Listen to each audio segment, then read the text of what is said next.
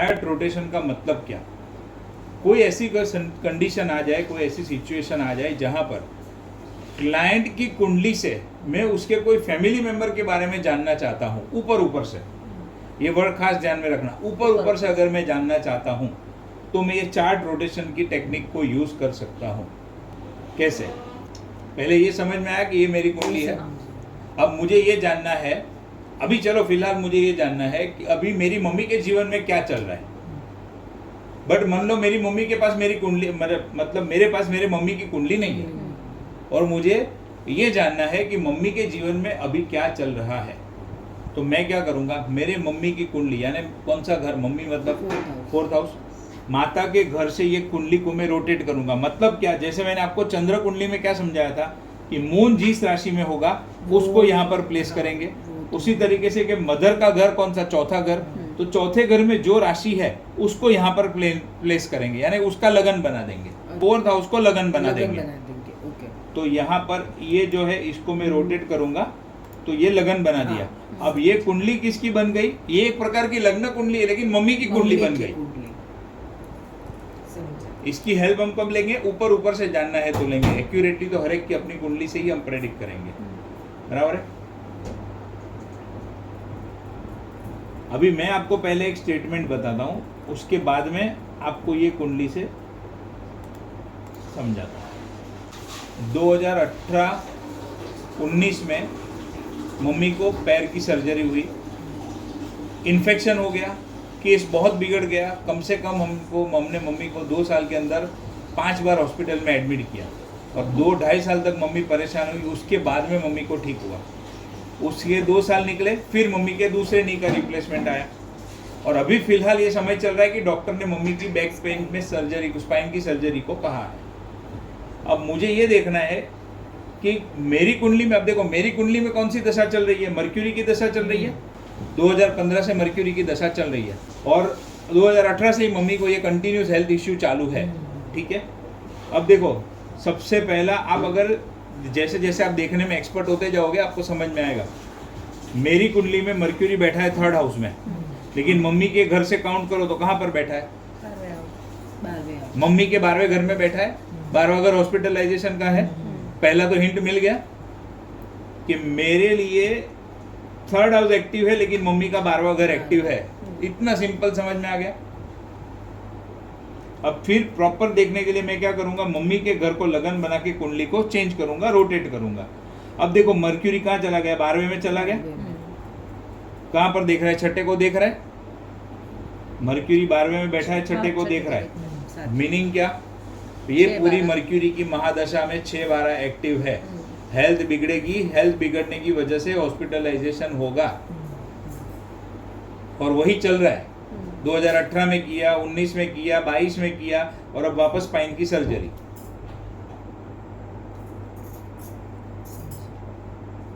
एक इतना simple change करने से आपको समझ में आ जाएगा। तो बड़ी बड़ी चीजों को आप इसमें से आराम से पकड़ सकते हो। एक्यूरेट जाना है, पिन पॉइंट जाना है तो फिर वापस वो उनकी कुंडली आपको चाहिए। तो अब मेरी कुंडली के हिसाब से दशा चल रही है, राहु की अंतरदशा चल रही है। यहाँ पर आप देखोगे तो समझ में आएगा, राहु की अंतरदशा शुरू हो रही है। जुलाई 2024 से राहु की अंतरदशा शुरू है, ठीक है। अब देखो राहु मम्मी की कुंडली में बैठा है 5वें में, लेकिन राहु का लॉर्ड जो है कौन है? मून। मून कहाँ पर बैठा है? 12वें में। महादशा ने भी 6-12 दिखा दिया। अब ये पर्टिकुलर अंतरदशा ने भी 6-12 दिखा दिया।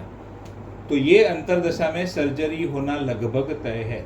राहु में आपने फिर 6 राहु बैठा है 5वें में, उसका लॉर्ड मून बैठा है 12वें में। तो आपने छठा क्यों काम किया? देख रहा है ना छठे घर को। अच्छा हाँ। छठा घर खाली है। इसको क्या बोलते हैं? 6-12 एक्सिस बोलते हैं इसको। अगर कोई प्लैनेट यहाँ पर बैठा है, सामने देख रहा है तो इसको क्या बोलते हैं? 3-9 एक्सिस। ये 6-12 एक्सिस, ये 2-8 एक्सिस, ये 1-7 एक्सिस और ये 4-10 एक्सिस। इसको एक्सिस बोलते हैं। तो जहां पर बैठा है और सामने देख रहा है, दोनों घर को एक्टिवेट तो उसको करना ही करना है, करेगा ही करेगा। बैठा है उसको तो करेगा। इधर प्लैनेट नहीं होगा तो थोड़ा पावरफुली एक्टिवेट करेगा, प्लैनेट होगा तो थोड़ा कम एक्टिवेट करेगा, बट एक्टिवेट तो करेगा। उसके अंदर तो कोई सेकंड थॉट नहीं है। ये जो मम्मी की सर्जरी हुई जिसमें मम्मी को पैर में ज़्यादा प्रॉब्लम हुआ, वो टाइम पे मेरी कुंडली में चल रही थी शुक्र की अंतर्दशा। शुक्र कहाँ पर बैठा है? लगन में बैठा है, उच्च का होकर बैठा है, मीन राशि में उच्च का है। शुक्र 8वें घर का स्वामी है, 8th हाउस का लॉर्ड उच्च का हो गया और फर्स्ट हाउस में बैठा। फर्स्ट हाउस बॉडी का है, 8वां घर पीड़ा का है, प्रॉब्लम का है, सर्जरी का है, उच्च का होकर बैठा है। तो 4-5 दफे सर्जरी दे दी उसने। इसको बोलते हैं उच्च का। नेगेटिव घर का लॉर्ड उच्च का होगा तो क्या हालत होती है। उसमें भी देखो कंजंक्शन में है सूर्य, सूर्य 6ठे घर का स्वामी है, 8वें घर का लॉर्ड उच्च का, सपोर्ट मिल गया 6ठे घर का, 6 और 8। डिजीज में कहीं से भी बाकी नहीं रखा। और पूरा कॉम्बिनेशन कहाँ बना है? लगन में। लगन यानी बॉडी, फर्स्ट हाउस में बना है, तो बॉडी की वाट लगा दी। जहां बैठा है उसको तो इसकी इफेक्ट डालनी ही डालनी है, वो पक्की बात है, चाहे कुछ कर लो आप। अब जो टाइम पे मेरी कुंडली में नेगेटिव टाइम पीरियड चल रहा था, मेरी शनि की महादशा बहुत खराब गई, तो वो टाइम पीरियड कौन सा था? शनि की महादशा शुरू हुई 96 से चली 2015 तक।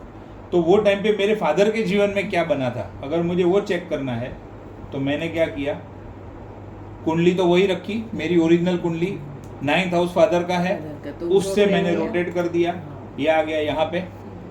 अब शनि की महादशा को स्टडी करना है कि जब मेरी शनि की महादशा चल रही थी तो मैं तो प्रॉब्लम में था ही था, फादर प्रॉब्लम में थे क्या?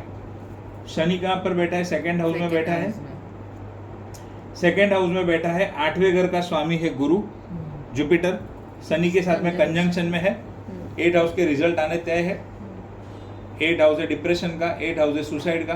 बताया था मैंने, फादर ने सुसाइड अटेम्प्ट किया, डिप्रेशन में चले गए, पेन और पीड़ा, यानी शनि की महादशा पूरी की पूरी फादर के लिए पीड़ा लेकर आ रही है। अब यहाँ से 8वें को देख रहे हैं, 8वें का लॉर्ड साथ में बैठा है, वो तो एक बात हो गई। उसके साथ में देखो सूर्य, मंगल और शुक्र। अच्छा, शनि इधर बैठा है, 6ठे घर का स्वामी है शनि, तो बीमारी भी एक्टिवेट हुई और बीमारी वाले प्लैनेट को 8वें का सपोर्ट मिल गया।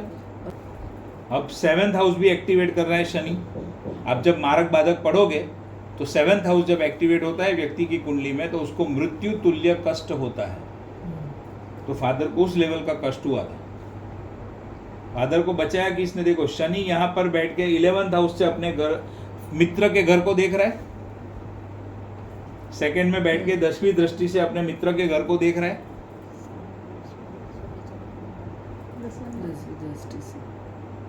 बराबर है, मित्र का घर है, दुश्मन नहीं है, मित्र का घर है। तो शनि लाख तकलीफ में था, लेकिन उसने क्योंकि 11th हाउस को एक्टिवेट किया हुआ था जो कि अपने मित्र का घर है, तो 11th हाउस जो कि इच्छा पूर्ति का है, कहीं ना कहीं से रास्ता निकला।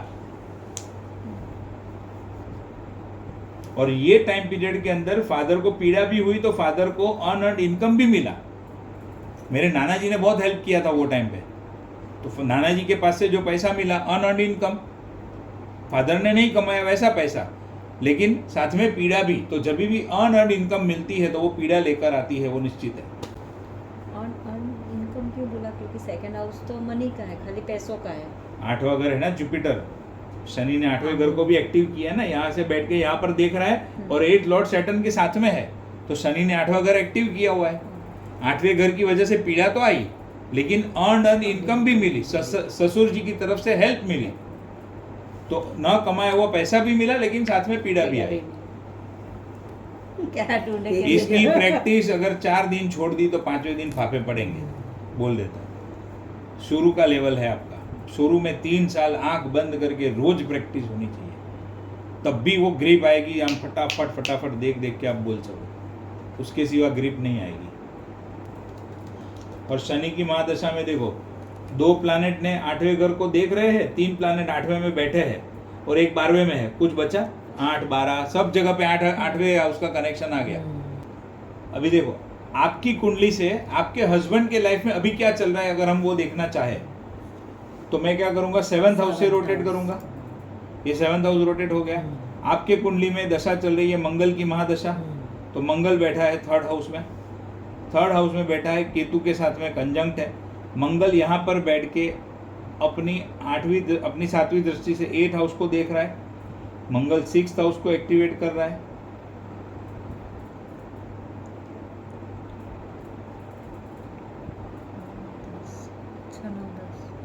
एक तो देखो मंगल ने 2nd हाउस को एक्टिवेट किया है क्योंकि 2nd हाउस का लॉर्ड है, तो इनकम तो रेगुलर चल रही है, इनकम अच्छी चल रही है, उसमें दिक्कत नहीं दिख रही है।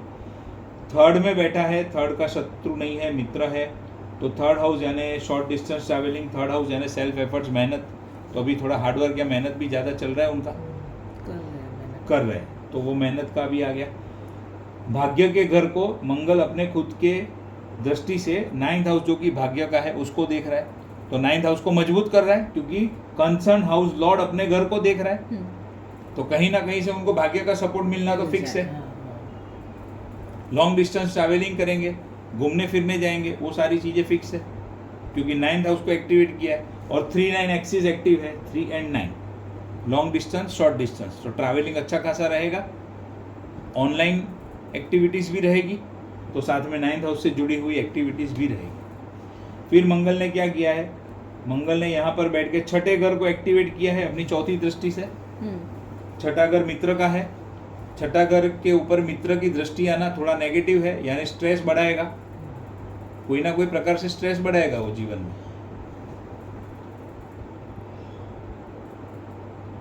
अच्छा, स्ट्रेस बढ़ने का कारण क्या हो सकते हैं, उसको पकड़ना है तो मंगल के घर को देखो, एक तो फैमिली की वजह से, और 8th हाउस जो है वो पिता का है, गुरु का है, उसकी वजह से, या पिता जैसे कोई बुजुर्ग हो, एल्डरली पीपल हो, उसकी वजह से मंगल स्ट्रेस बढ़ाएगा क्योंकि मंगल की दृष्टि जा रही है 6th हाउस पे जो कि मित्र का घर है। वहीं पर मंगल अपनी 8वीं दृष्टि से 9वें घर को देख रहा है। 9वां घर बिजनेस का है, करियर का है, तो बिजनेस का और 2nd and 10 का कॉम्बिनेशन बन गया। 10वां घर एक अच्छा घर है बिजनेस के एंगल से, करियर के एंगल से, और दूसरा घर पैसों का है। तो इन शॉर्ट में ये बोल सकता हूँ बिजनेस और पैसों के एंगल से प्रॉब्लम नहीं है, बट 6th हाउस एक्टिवेट हुआ है, तो 6th हाउस डिजीज का है, बीमारी का है, स्ट्रेस का है, मैरिटल इश्यूज का है, वो सारी चीज़ों के अंदर कहीं ना कहीं डिस्टर्बेंस क्रिएट हुआ है। ये मैंने आपकी कुंडली से आपके हस्बैंड की लाइफ का पता लगाया। अब आपके पास कोई अननोन क्लाइंट भी आया तो आप कुंडली को रोटेट करके आप उसके हस्बैंड के या वाइफ के बारे में कुछ 2 पॉइंट बताओ। जब आपकी ग्रिप आ जाएगी वो आपको मान जाएगा कि मैं यहाँ पर बैठी हूँ और ये मेरे हस्बैंड के बारे में कैसे बता रहा है, कुंडली के बगैर कैसे बता, बिना कुंडली बताए, अननोन है, फर्स्ट टाइम आपके सामने आया। तरीका यही है। अभी आपकी कुंडली से आपके हस्बैंड का हम स्टडी करते हैं। आपकी कुंडली में भी मंगल की महादशा चल रही है, मुझे हस्बैंड के बारे में स्टडी करना है, तो मैंने रोटेट किया, 7th हाउस को रोटेट किया, उसको लगन बना दिया। मंगल बैठा है 8वें में, मंगल के साथ में कंजंक्शन है वीनस का, और मंगल देखो यहाँ पर क्या है, उच्च का है कि नीच का है या कुछ नहीं है, बताओ। देखो मंगल क्या है, यहाँ पर नीच का है, सबसे पहली बात। दूसरा, मंगल 8th हाउस में बैठा है, तो पहली बात तो 8th हाउस में बैठा है तो कहीं ना कहीं कोई ना कोई प्रॉब्लम तो क्रिएट करेगा। मंगल एक मेलेफिक प्लैनेट है और 8th हाउस में बैठा है, लेकिन एक प्लस पॉइंट क्या है, नीच का है, तो पीड़ा में तकलीफ कम होगी। 8th हाउस का एक्टिवेशन है बट कम होगी तकलीफ। दूसरी बात, अच्छा मंगल यहाँ पर बैठ के सैटर्न के घर को देख रहा है, तो अच्छा है कि बुरा है 2nd हाउस के लिए, इनकम के लिए, वो देखो मंगल यहाँ से बैठकर अपने 7वीं दृष्टि से 2nd हाउस को देख रहा है, तो 2nd हाउस के लिए अच्छा है कि बुरा है। 2nd हाउस किस चीज का है, इनकम का, पैसों का। अच्छा है कि बुरा है, 2nd हाउस के लिए अच्छा कि बुरा, बुरा। 2nd हाउस इनकम का है, income earn through self efforts. Bank balance, तो कहीं ना कहीं बैंक बैलेंस में और इनकम में डिस्टर्बेंस क्रिएट हो रहा है। मंगल ने अपना काम किया। अब मंगल यहाँ पर बैठ के अपनी 4थी दृष्टि से 11वें को देख रहा है।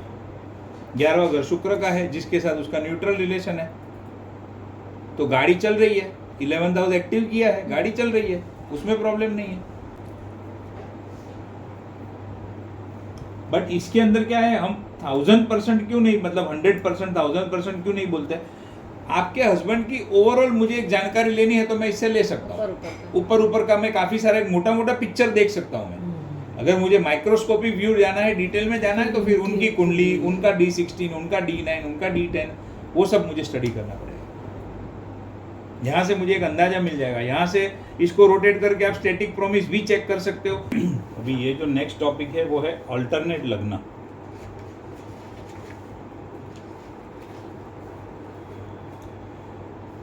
अल्टरनेट लग्न का यूज़ हम कब करते हैं? जैसे हमारी एक कुंडली मैंने आपको बताई है, जन्म कुंडली है, D1 चार्ट जिसको बोलते हैं।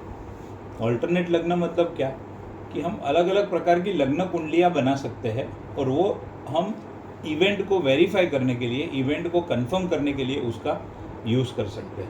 आपको प्रैक्टिकल बताऊंगा तो आपको समझ में आएगा। If we want to confirm and if we want to be double sure about the result of any particular house in any particular महादशा और अंतरदशा, then alternate लग्न कुंडली is used। जैसे फॉर एग्जांपल लग्न कुंडली से मैं देख रहा हूँ कि 4th हाउस एक्टिव हो रहा है, तो 4th हाउस मुझे प्रॉपर्टी दे सकता है। क्या वो कंफर्म मुझे प्रॉपर्टी देगा? वो मुझे और कंफर्मेशन चाहिए तो मैं अल्टरनेट लग्न कुंडली को यूज़ कर सकता हूँ और बाद में डिविजनल चार्ट को यूज़ करूँगा, तब जाके मैं एक पर्टिकुलर एक्यूरेट प्रेडिक्शन के ऊपर पहुँच सकता हूँ। तो फर्स्ट लाइन में क्या कहता है, कोई भी पर्टिकुलर हाउस जो एक्टिव हुआ है महादशा और अंतरदशा में, क्या वो कंफर्म रिजल्ट देगा ही देगा? अगर वो मुझे चेक करना है तो मैं अल्टरनेट लग्न कुंडली यूज़ करूँगा। It is very much helpful to find whether any particular planet will deliver the result of any particular house during any particular अंतरदशा और नॉट। दशा अंतरदशा के रिजल्ट के लिए हम इसको यूज़ करते हैं। अब इसमें कौन सी कुंडली है? एक है चंद्र कुंडली। अब चंद्र कुंडली बनाना मैंने आज ही आपको सिखाया सुबह, अभी जो हमारे स्टार्टिंग के लेक्चर में मैंने आपको समझाया। इन विच राशि कैसे बनाएंगे, खाली एक बार पढ़ लेता हूँ।